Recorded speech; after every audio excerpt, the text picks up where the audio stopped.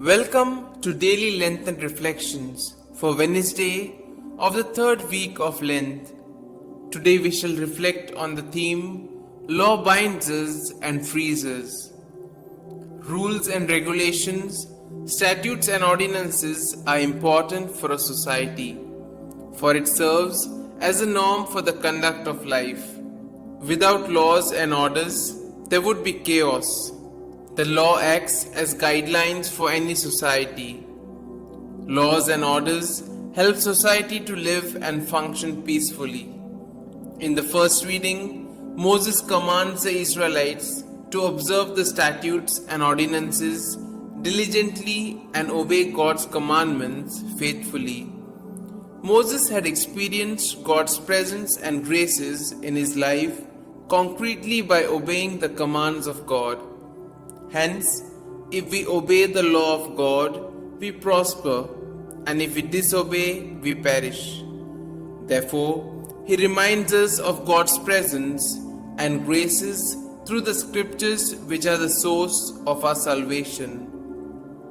Today's gospel is a reminder to us that following Jesus is difficult. What does it mean when Jesus says that he has come not to abolish but to fulfill the law?